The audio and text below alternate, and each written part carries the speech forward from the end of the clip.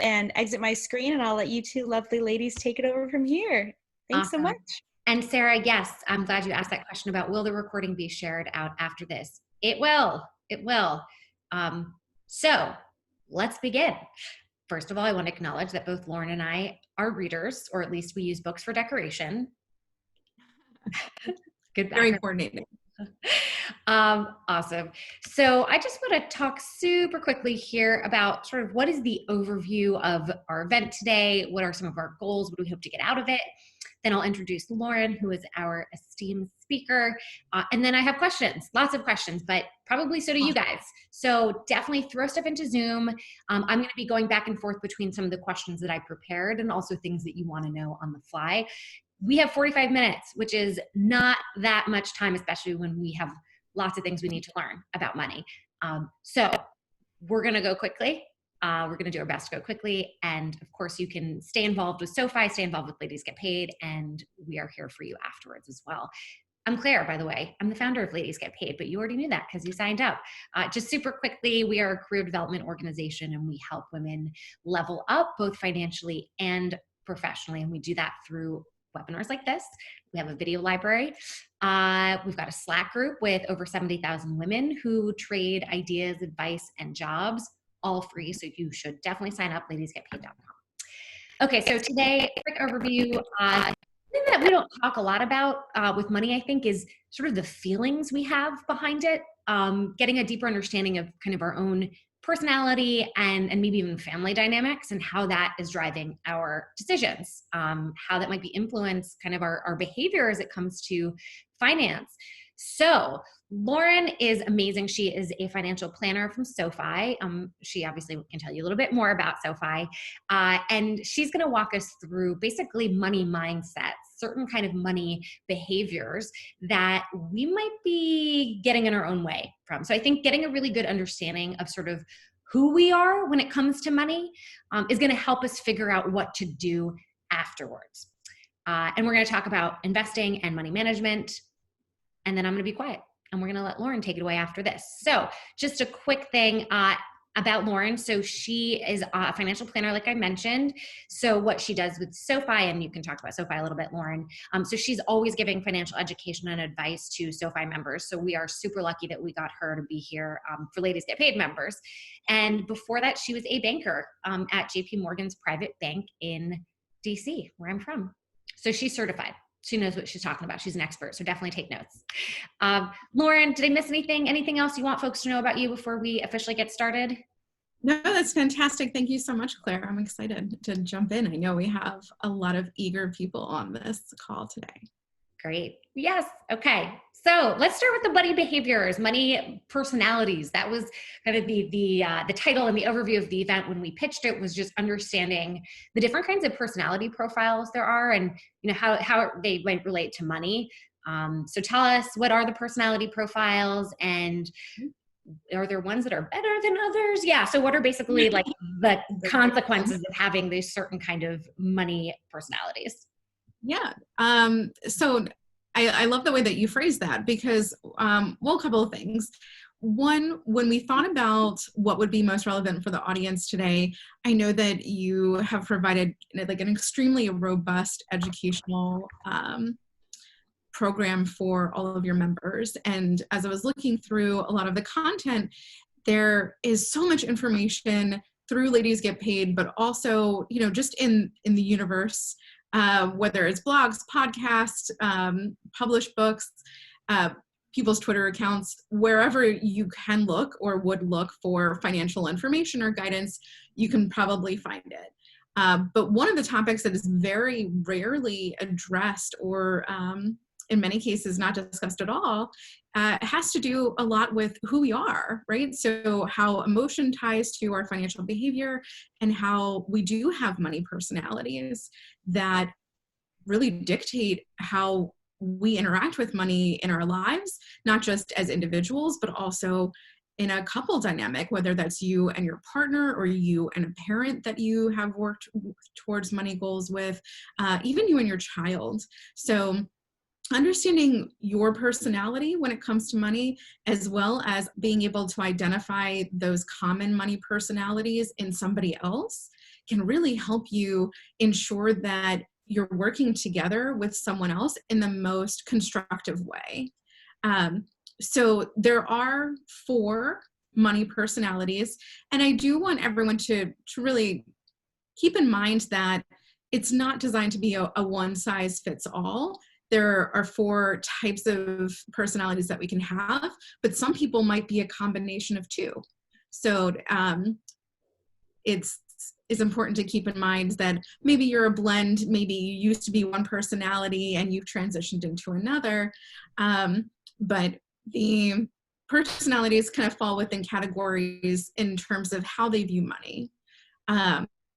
So one is money worship, and this is undoubtedly one of the more common or most popular money personalities. We also have money avoidance, money vigilance, and money status. And I'll go into a little bit more detail about each of those, but I am curious, Claire, I know you know a little bit about this, but just based on those descriptions, do you think that you could pick out the one you feel you identify with? Yes. So full disclosure, everybody, I am in the midst of getting a certificate in financial psychology and behavioral finance. So I was very excited to team up with Lauren because this is helping me for my final exam. I took a test to figure this out, and I am a blend. So I appreciate you mentioning that. I am money avoidant. That is, I do not want to check my bank account. I prefer to live in a sort of fantasy world. I think I'm also a little bit of, I don't know if it's money worship or money status, where I would like to be rich and I want sort of the glamour that comes with it. But here's the thing, my money avoidance, that's contradictory to getting to a place where I maybe have wealth, right? Because I'm, again, living in a fantasy world here a little bit. I don't want to check my finances. So I'm glad, please coach me, Lauren. So also, how do I sort of get out of my own way? How do I reconcile these personalities? Yeah, so I'm glad that you're able to identify that, and you did touch on some of the most common kind of behaviors of each of those personalities. So money avoidance, your description of how you feel about money or that anxiety is classic in terms of someone who commonly identifies to be money avoidant is someone who just avoids thinking about money, or it causes a lot of anxiety simply to open your statements or pay attention to what's happening in the market. And in some cases, people may not actually feel like they deserve money.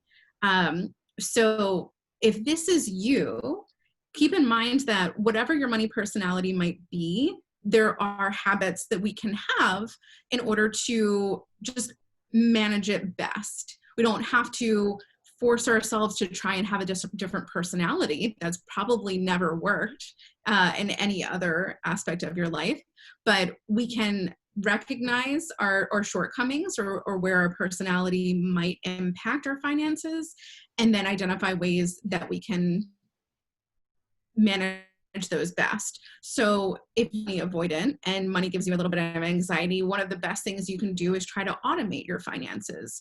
So this would be setting up direct deposit from your payroll to go directly into savings, or setting up a recurring transfer so that you don't have to think about moving money into savings or transferring cash every time you get paid, or making sure that all of your bills are set up for recurring payments, auto pay, and maybe having like notifications if something specific is happening. So getting push notifications if you get to a certain level of spending, so that you don't have to watch every day or be the type of person that needs to log in and view your balance all the time, but that you know there are controls in place that you'll be okay if you're not paying attention all day, every day. And then the other personality that you mentioned you feel you're kind of a hybrid with was a little bit of that money status. And that is directly tied to sense of self-worth. So a feeling of money status or a money status personality is someone who really feels that their value as a person is tied to either how much they make, how much they have, or the things that they can afford. And in many ways, money status can cause people to accumulate credit card debt. or be constantly chasing the next best thing. So I know I have a lot of family members who are money status, and I grew up in this type of an environment where you always leased a car instead of buying a car because you wanted to make sure you could get the next best thing. And you sign up for the Apple upgrade program because you want the brand new iPhone every time it comes out, rather than using a phone that's 3 years old. But, creating a budget can be a very simple, straightforward way for someone with money status to try and keep that in control. If you are able to tell yourself, here's how much I'm able to spend on something, then you won't tend to overspend than if you hadn't set those kind of controls for yourself in the first place. But I do think that those combo personalities make sense. Does that feel By the way, like for it everybody resonates? here, yes, I saw that some folks were asking just to throw into the chat what those personalities are. I went ahead and I did that, and I also added descriptions for them. Oh, perfect. Because Okay, again, great. this was me preparing for my own test, my exam. So these are my notes for that. And part of the descriptions, and I'd love for you to also to talk a little bit about this, Lauren, is basically the pitfalls of each one, which you already went into a little bit here with the money status, right? Because that's the overspending. Knowing what the pitfalls are, what are tweaks in behavior that we can do, right? So for example, money vigilance, right? That seems to be the healthiest personality. So if you want to talk a little bit about what that is, if you have money vigilance, does that mean you don't have to make any changes, or there's still some things to watch out for there? Yes. So I will say I'm probably a perfect example of someone who has transitioned from one type of money personality to another over time. So whereas I used to very much be a money status personality, I have over the course of my career transitioned into more money vigilance. And it's a common belief that money vigilance, someone who is you used the term type A earlier, describing some of your members, but someone who is very, I don't want to say myopic about money, but extremely focused and vigilant, disciplined when it comes to their finances. Now, that might seem ideal, but there are, of course, pitfalls to that. And one of those pitfalls, especially if you are in a relationship, can be money secrecy. So being vigilant about your finances, or being too vigilant, has a couple of different pitfalls. First, you may be less inclined to share information about money, whether it's the status of money or concerns and stress, financial stress that you have about money, have secret spending, and keep that from a partner, which might cause additional issues. But money vigilance can also really hinder your ability to enjoy what you've accomplished, right? So if we're supposed to be able to enjoy our resources, money vigilance can actually be so overwhelming that someone is afraid to spend, or afraid to actually be able to enjoy what they have. So not any personality is perfect. Some are certainly more constructive than others.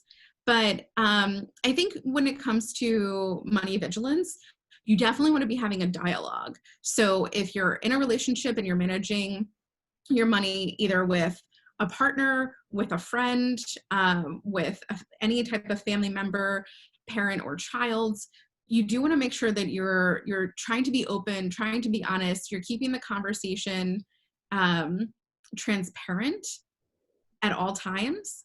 And you also, by doing that, will build trust, not only with that other person, but with yourself. If you hold yourself accountable for having those conversations, you begin to trust yourself in that you know that you won't go out of control. So if someone who's really money vigilant, who's afraid of using their resources or afraid of spending, is able to build trust in themselves, they may be less hesitant to actually spend, or decide that they can afford a vacation, or that they can retire at 65, whatever the case might be.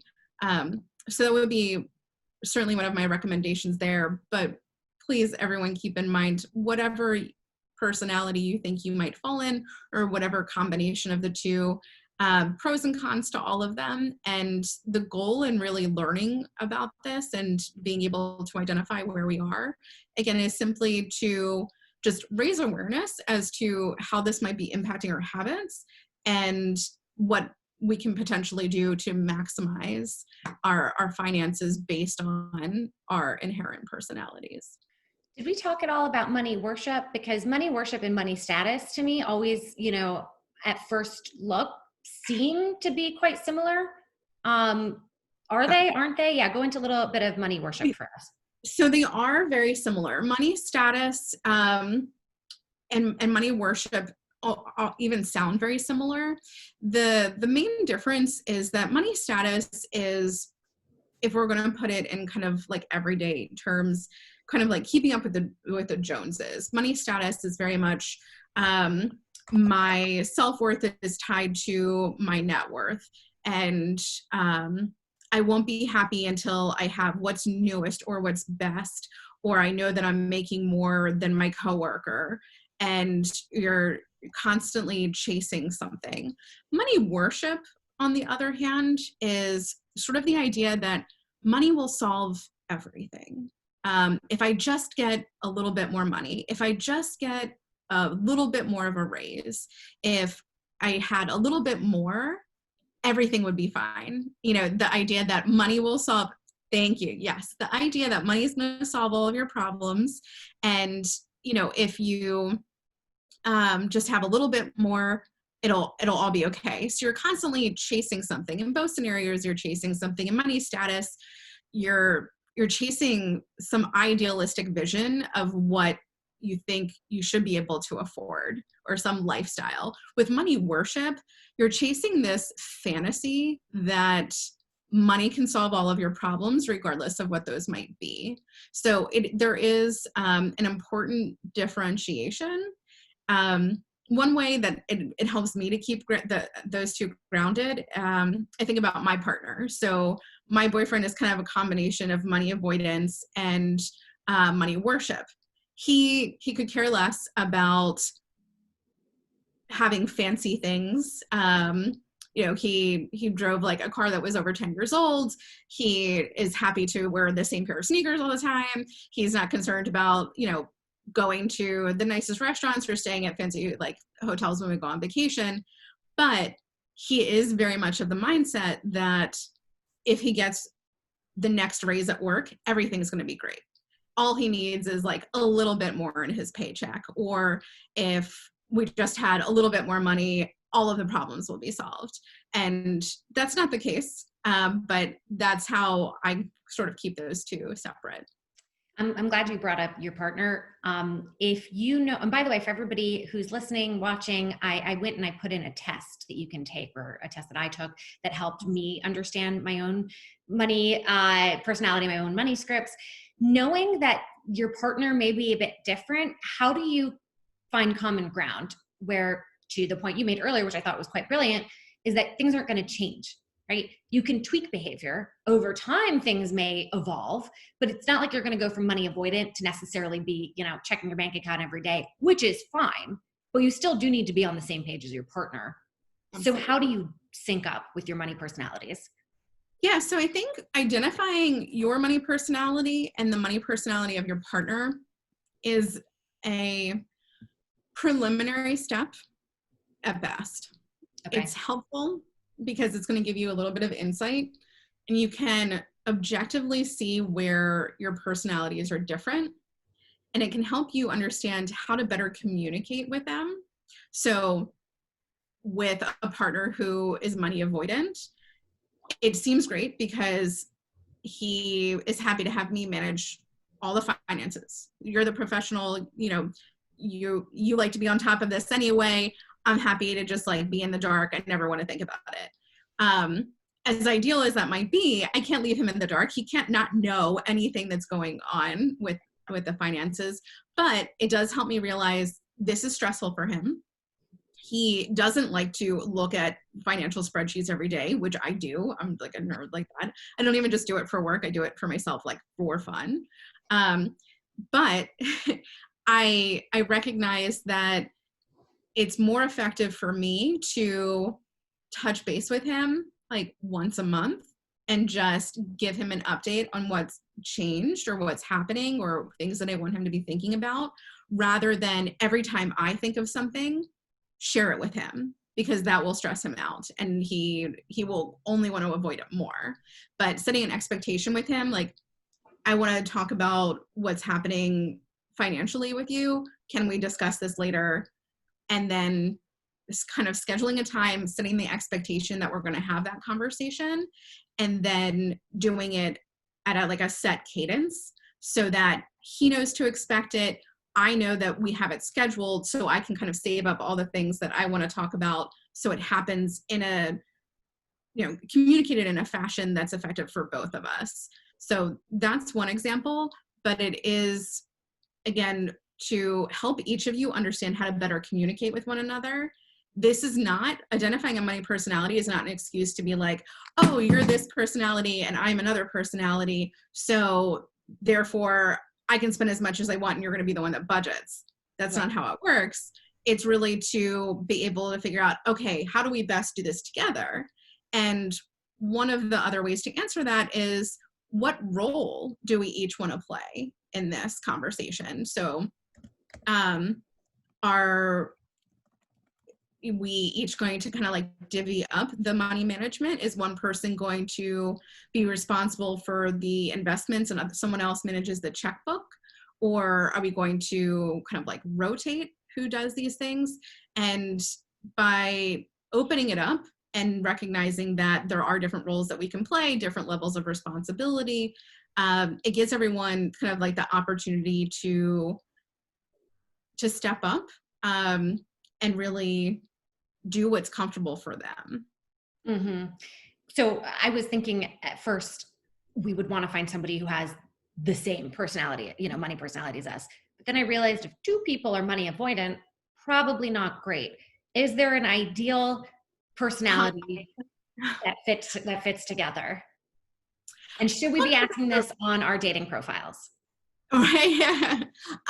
So that is an excellent question. I don't know that there is necessarily an ideal combination. I would agree that two of the same personality, probably not great. Two money avoidance, definitely not a great idea. But even, two money status, sounds like those people are going to be digging themselves out of debt for the rest of their lives. I think in an ideal scenario, you could maybe have a little bit of everything. So a little bit of money avoidance will help offset a little bit of money worship, and a little bit of money vigilance will help offset a little bit of money status. But I certainly don't think we can start our own dating app or algorithm to find perfect matches based on money personality alone, although that would be very interesting. Okay, anybody listening, if you're going to go forth and do this, perhaps just a little bit of equity. Trademark, yeah. Just a little equity. Last question I have about money personalities before we move on to investing and to money management is shame, right? A lot of people have shame around money. And even just looking at Alana here, she wrote, I'm money workshop and I need help, but I think I'm going to guess you meant money worship and I need help. Here's the thing. When we start to dig into our money personalities, with the exception of vigilance, all of them seem a bit negative, although you just said vigilance can turn into not spending and that can be a problem. As we're reading about our own personalities, I'm seeing all of these things to be concerned about. And now I feel guilty or I have shame because I'm afraid to look at my bank account. Do you have any suggestions on how we can kind of not judge ourselves when we're beginning to understand more of who we are and our relationship to money? Yes. So I think we have to take a kind approach with ourselves, just like we would in any other endeavor. So whether you're trying to like get in shape because you want to run a marathon, you're not going to beat yourself up if like you can't run 26 miles your first day, right? So we recognize that everything in life is a process. If you're trying to be more disciplined about your finances or better manage your money in general, it's a process. You don't just wake up one day and decide, you know what, I haven't been very responsible. I don't love the choices that I've made financially. I have a little bit of debt, or, I haven't saved very much.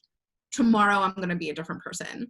It just doesn't work that way. So, managing your finances and putting yourself on track is just that. It's not a decision that you make. It's a process that you live through.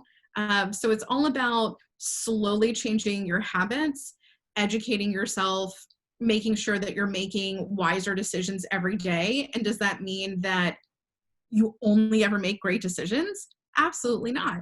But if you are trending in the right direction, if directionally you're headed into a more desirable place than you were before, you're making progress. It's similar to, I hate that we equate things financially to like dieting so often. I know that there are just so many analogies to use though. So forgive me, I'm going to use the same one. But similarly, if you're on a diet, if you're just trying to eat better, if you're after Whole30 because you just want to take better care of your body, but Saturday night comes along and you're seeing people that you haven't been able to hang out with for 7 months, and you wind up having 1 or 2 more drinks than you thought you were going to have, or maybe you indulged in something that you weren't planning on. Are you going to beat yourself up the next day, or should you? Some people will, but is it necessary or constructive? Not really. You recognize that maybe there were some things you could have done a little bit differently to plan. But we recognize that avoid any pitfalls. By the way, everybody, something that I had to do for class that I found to be quite helpful when it came to understanding my personality, but also compartmentalizing the shame, being able to be objective about it, was interviewing my parents about their relationship to money. And then understanding it from my grandparents. I mean, it really was more like, what do you think your relationship is with money? And starting with, what are your earliest memories with money? And what was interesting for me, and going all the way back to my great grandparents, was seeing how it evolved, seeing where their personalities were and the strains of it, right? Where I get it from, but also how it's evolved over time, how each generation, attempted to improve on the generation about, before. And I just found it, A, to be really fascinating, and B, it relieved some of that self-judgment because I could blame them. Just kidding. At least you begin to understand yourself. And then when you begin to understand yourself, then you can deal with it. And that's also why I'm so glad that we're doing this webinar, because it is the first step to understanding it. I want to draw attention to a question that was asked. I believe you've sort of already answered it, but I want to make sure Joy gets heard. Joy Waite, she said, can a relationship work if a couple has different views about money, saving, spending, buying property, etc.? I know there's a lot more context that's probably needed there, but what are your thoughts off the bat? So I would say that alone would not determine whether or not a relationship is kind of like destined for success or doomed for failure. There are a lot of other things that we can address and should before worrying about whether our habits are different or our money personalities are different or conflicting. And I think we can start by addressing our values. So one of the most constructive things couples can do at any stage is identifying the things that are inherently most important to you. We're not talking about money necessarily, or financial things like home ownership or early retirement. We're just talking about what's important to you. Do you value your family? Do you value fun? Do you value security? Like, do you value religion? And trying to identify the things that are most important to us, and hopefully within those values, there's some overlap. And if you can find overlap in those values, you can find ways to tie those values to your money goals. If you're able to share joint money goals that align with your values, even if your personalities or styles are a little bit different, it's okay, because you can use it as like a guiding light. And wow, that's a soap opera from a very long time ago. No. But I'm like, yes. I was a Young and the Restless fan, but I'm pretty sure Guiding Light came on later in the day. I was Passions. Passions. All great. Or anyway, too much of a tangent.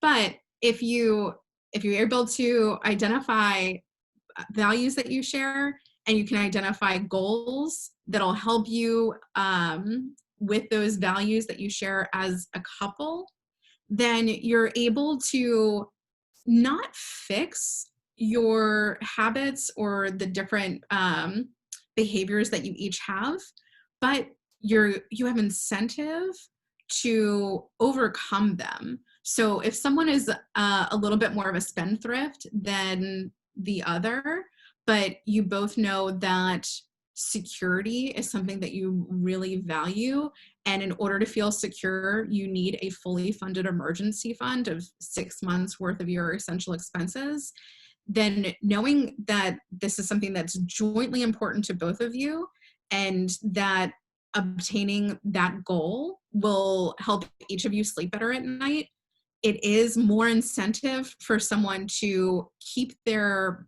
habits in check than if you hadn't really taken that 30,000 foot view of what you want in life.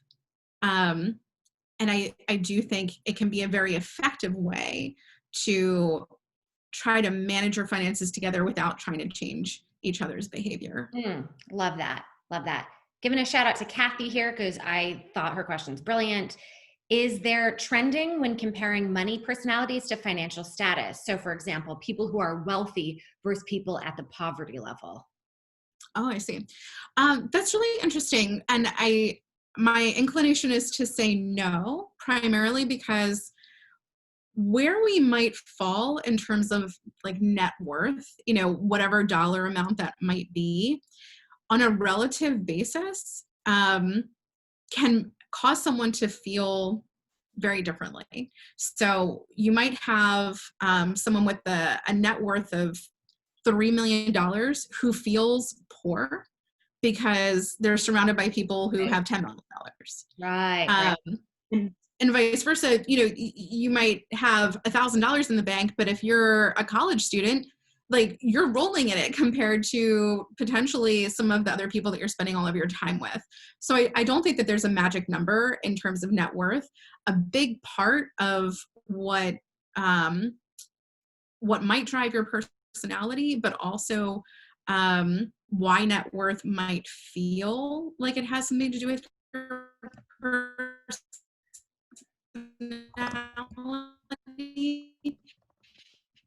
is really going to measure your net worth against others. Mm-hmm. And Sarah asked a really good question, but I think it may be able to be answered by this test that I just sent your way. But we can circle back to it once we, because we've got about 10, 15 more minutes left. But I see you, Sarah. I see you, girl. I got you. So let's talk a little bit about personality behaviors and how they affect the way that you deal with money. And I know there's some gendered stuff here.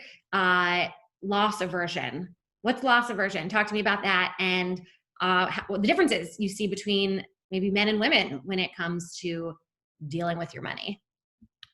Yeah. So, and I think someone had asked a question that aligned with this in advance in terms of fear of risk when it comes to investing, or being really nervous about investing because they're just a really good saver. And loss aversion is just very simply the concept of being fearful of taking risk because the idea of loss is so much worse than the positive feeling that you could get from an equivalent prospective gain. So, for example, if you were going to invest $500 and the idea of losing $100 felt crippling, but the idea of gaining $100 on that investment felt less impactful, someone who felt that way, who had that loss aversion, would be most likely not to invest at all, just at the prospect of potentially seeing that risk or experiencing that scenario of loss. And where gender plays a factor in this is not that women experience loss aversion and men don't, but women do tend to allow kind of loss aversion to be a more permanent state. So someone may, I always like to say we have better memories than men. So, which is couldn't be both positive or negative.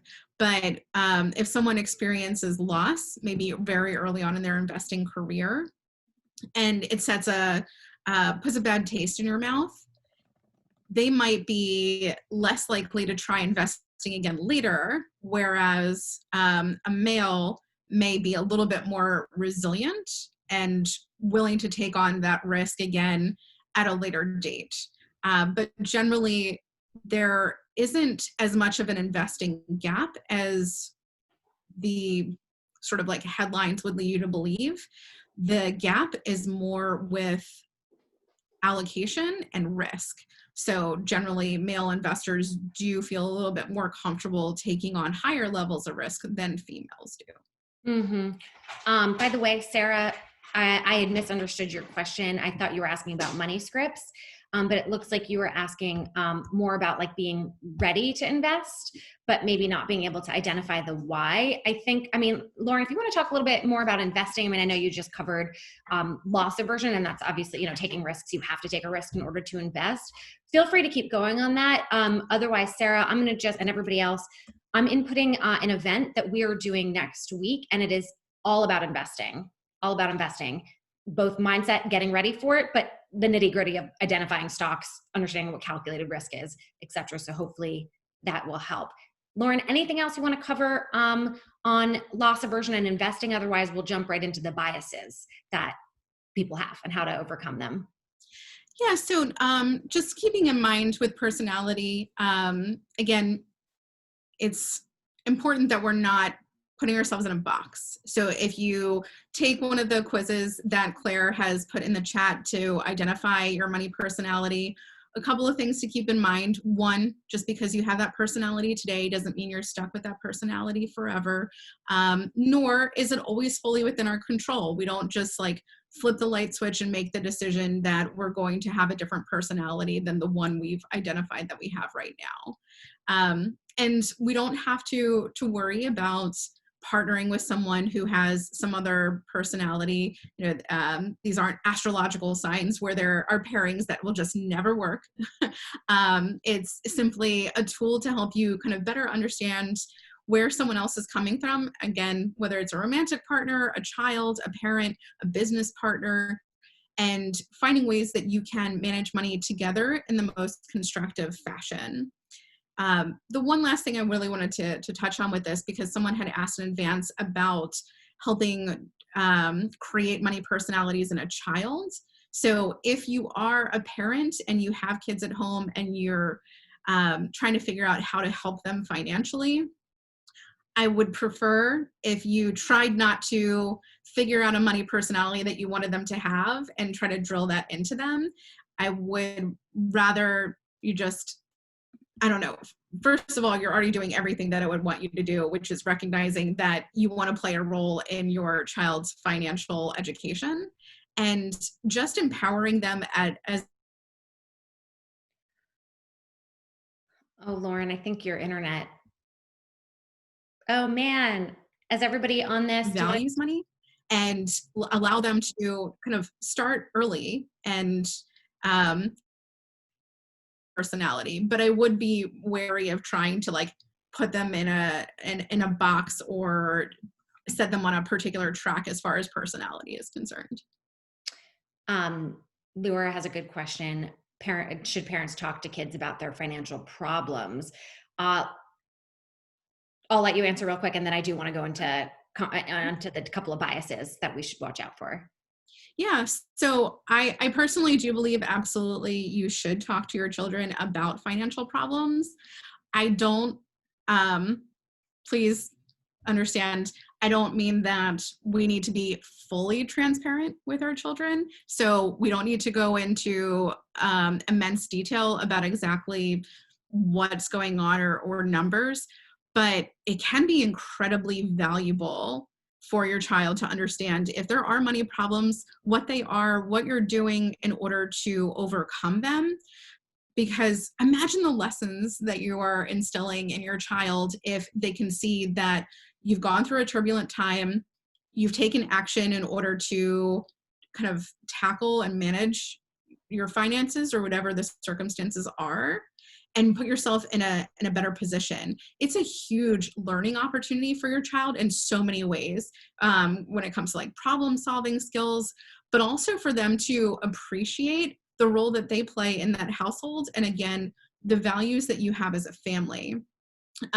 One example is simply being, if you're transparent with your child, if you're maybe having a money crunch, and whether there's debt, whether there's loss of income, whatever the circumstances might be, trying to keep that as a secret from your child has only potential to cause more issues. Because if they assume everything is fine, if they assume that you have all of the answers and all of the resources, then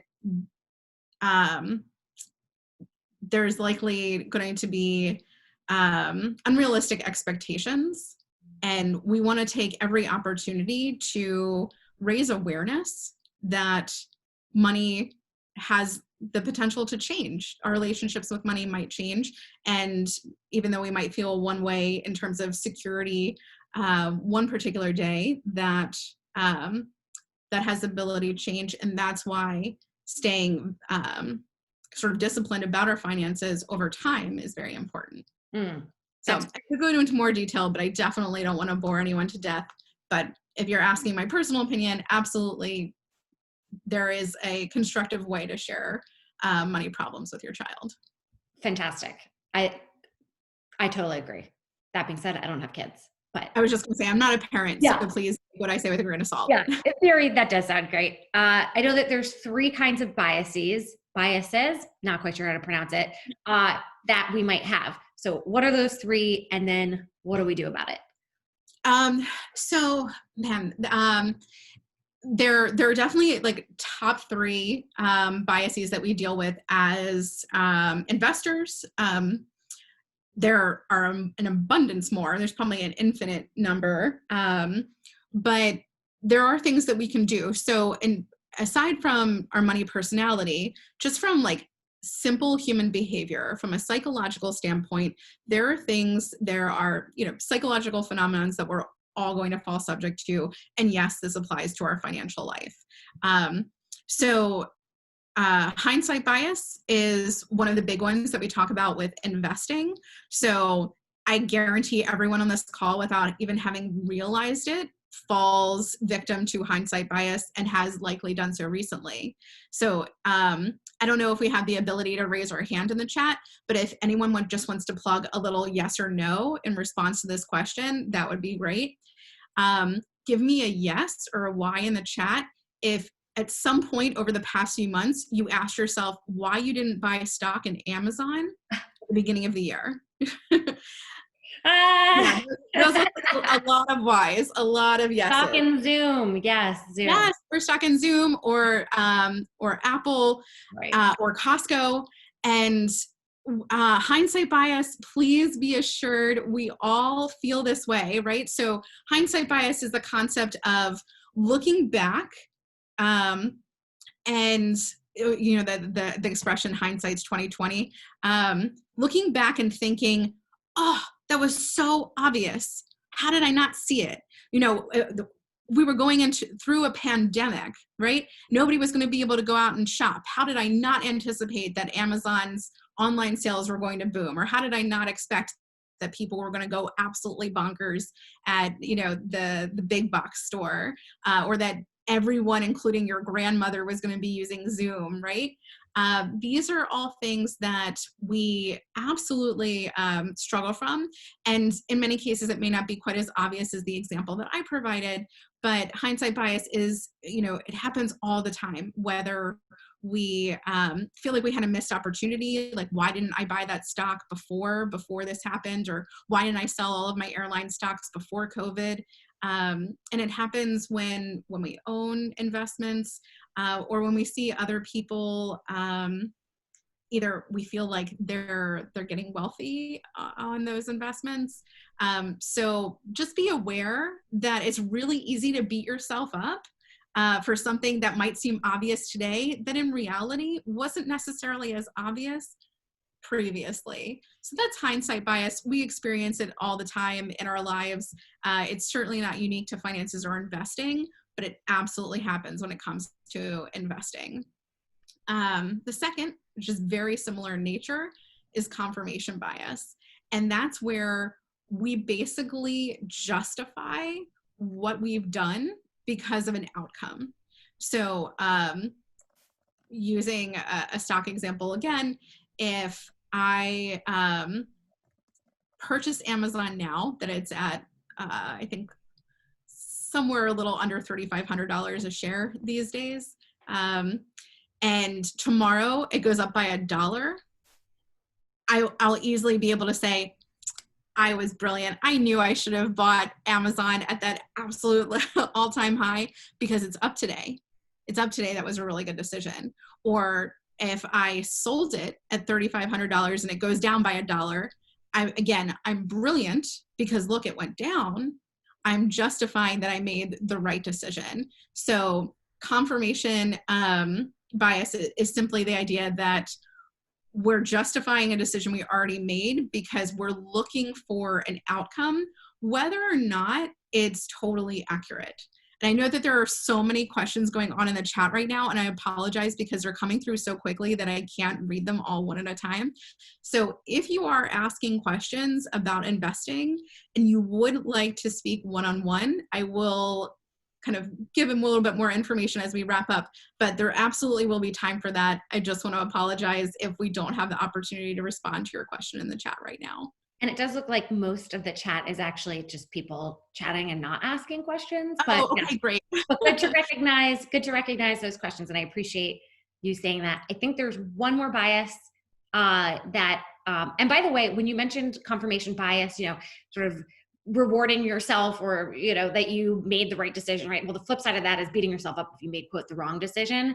My understanding is that we're not really rational beings and that we actually know a lot less than we think we do. So, we make the best information we can with the information that best decision that we can with the information that we have.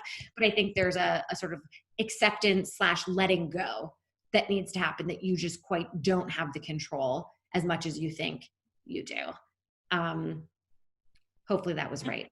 Okay, that's how I've been living my life. So last biases, and then we'll wrap it up, guys. Everybody listening, we're going to go just a couple minutes longer, so I appreciate you all being here. If you need to hop off, totally fine, because we'll be sending you the recording. So yeah, Lauren, take it away on the last biases. Yeah, so sorry. No, that's fine. I don't know how to speak today. Got it. So reference bias is really like the idea that we can compare things in any fashion that seems suitable. So in a similar way to justify our decisions. So we might be using like particular reference points that either justify or warrant decisions that we're making. So it could be the price you paid for a stock is your reference point. So as an example, if you purchased a stock that was trading at $50 and that company announces that it's having like financial difficulty or earnings continue to come out and earnings are poor, and it's just probably a company that maybe you don't want to own, but it's trading for less than what you purchased it for, there's this bias in that reference. It was $50, I paid $50, I don't want to sell it for less than that, or it shouldn't be worth less than that. Or it was trading at $60 not that long ago, I want to hold on to it until it comes back. It's another way of like pegging information that in some ways is arbitrary. but causes us to make less informed or less wise financial decisions, because the relevant and timely news is telling us something that's different than what our reference is causing us to recall or hold at a higher priority. I'm really glad that you mentioned that, because I think it was Leora who said way back in the chat something about, like, shouldn't it be sort of buy low, sell high? Which that's the that's like the Really, cliche absolutely. and a great framework, but be aware of the reference bias, because you maybe don't want to hold on to a stock for so long just to get it to that high mark, because that might actually be hurting you in the process. So, and yeah. Kudos to her if she brought that up when I gave the example of Amazon, because just like for reference, I mentioned, Amazon is trading at all-time highs. And even though that was my example about what happens if it goes up by $1, down by $1, right now the thought is a lot of people are following what's already happened. So yes, absolutely. In an ideal world, if we can buy low and sell high, that is the fundamental goal of investing. But we tend to let fear and greed dictate a lot of our financial decisions. And when we have either fear of missing out, because we know other people who invested earlier this year and now they're up 50%, 100%, depending on what they bought, or we're feeling greedy, like, ooh, this stock is up 100% year to date. It's going to keep going up higher. I want to, I don't want to miss out. I'm going to get in now. Those emotions can really drive our decisions, instead of looking back objectively and saying, this stock was trading at half the price a year ago. Is this valuation warranted? Is this a valuable investment at this time? So I know that that's probably a better transition into your next investing conversation that we'll get into a little bit more detail. But reference bias is relevant here. But to Leora's point, if we kind of put all the biases aside and just think again about the fundamentals, what are we trying to accomplish when we invest? Buy low, sell high. Perfect way to summarize it. Great. Amazing. Last couple of minutes, and thank you all for being here as we go over time, because I have so many questions. Framework, identifying priorities. Now that we're feeling good, we've identified our own personalities, maybe where we're kind of tripping ourselves up, and that includes the biases that we hold. So how do we get positive here? I took a note, YNMM framework. What does that mean? So that's just an abbreviation that we use at SoFi. Okay. So if you try to Google it, I did. Try to remember, what did I mean by that? It's your next money move. And the idea here is that there's always a million things that we're trying to do. And I explained this to someone the other day. When it comes to your money, it's so much different than taking care of your health in other ways. So if you have a desire to do all the right things, maybe you have a great skincare routine, you try and get a lot of sleep, you're drinking a lot of water, you eat well, you're exercising. These things don't hinge, These things don't hinge upon one another. You can do some of those things, but not, but skip another. Or if you skip one routine, it doesn't mean that you can't do the others. You are capable of doing all of them or none of them.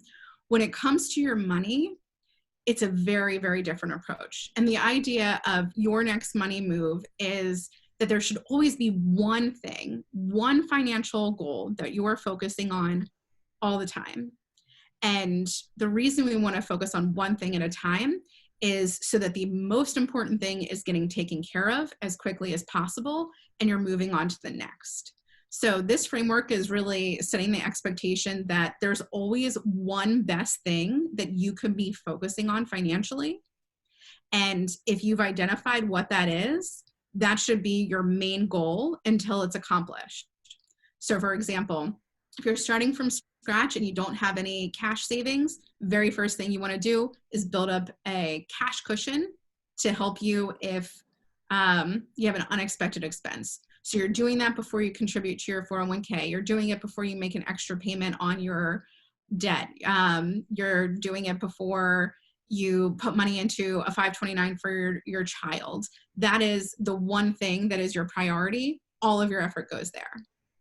Once you've accomplished that, you move on to the next. So that's sort of like the concept of your next money move. And I do have more specifics, but I know we're not going to have time to cover it today.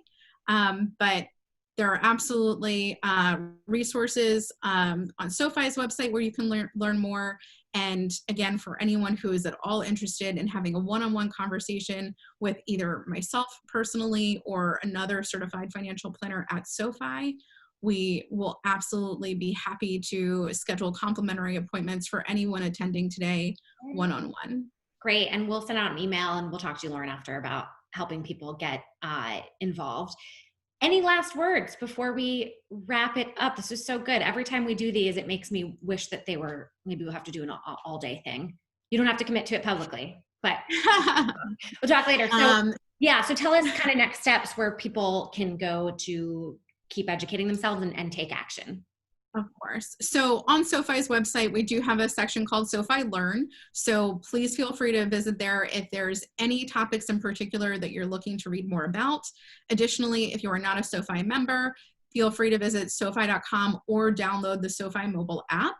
And on either location, you will have the ability to schedule a one-on-one complimentary appointment with a financial planner like myself.